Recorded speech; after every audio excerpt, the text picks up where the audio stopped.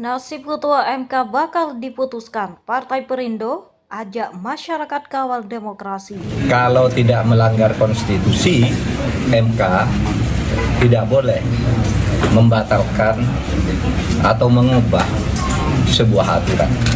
Tidak boleh. Misalnya kalau usia itu berapa sih yang tidak melanggar konstitusi? Apakah 40 melanggar, apakah 25 melanggar, apakah 70 melanggar? Bahwa konstitusi tidak melarang atau menyuruh, berarti itu tidak melanggar konstitusi. Nah, kalau mau diubah gimana? Bukan MK yang mengubah.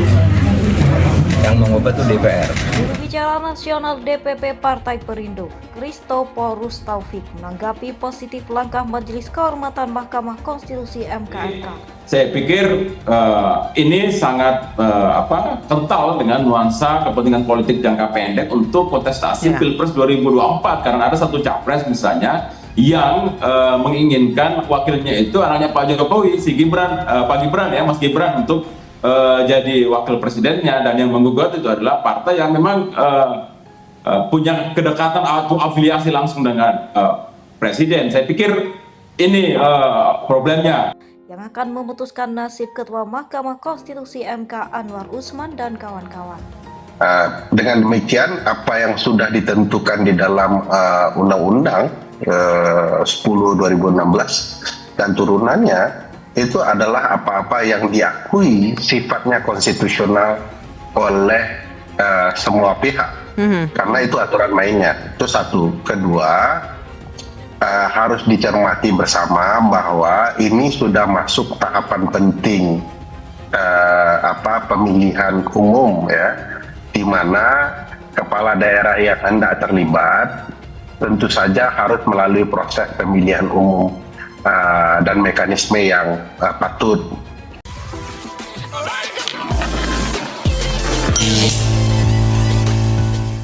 Setelah MKMK memeriksa semua pelapor yang berjumlah 20 dan 9 hakim konstitusi terkait putusan MK perkara nomor 90 PUU Romawi 20/2023 soal batas usia capres-cawapres.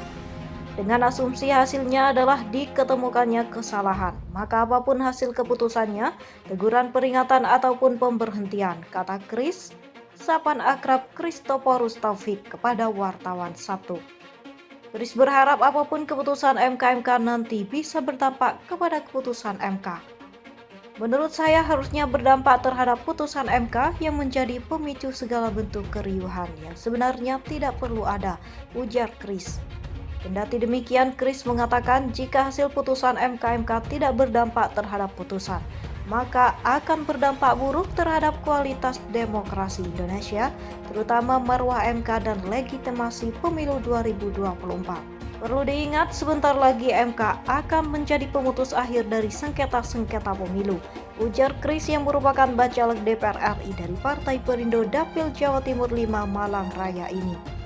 Karena itu, Chris mengajak seluruh masyarakat agar bersama-sama menjaga agar demokrasi Indonesia yang bukan demokrasi prosedural, tapi demokrasi yang substantif, termasuk segala tatanan tata negara yang menjaga demokrasi agar tetap pada jalurnya, tidak bergeser menjadi demokrasi, pungkasnya. Sebelumnya, Ketua MKMK Jimli Asidiki mengatakan, MKMK telah memeriksa semua pelapor yang berjumlah 20 dan 9 hakim konstitusi. Ialah, kata Jimli usai sidang laporan tersebut di Gedung MK Jakarta Pusat Jumat 3 November 2023. Ia mengatakan bukti-bukti yang dikumpulkan MKMK selama sidang pemeriksaan tersebut telah lengkap, mulai dari rekaman CCTV sampai keterangan pelapor dan terlapor.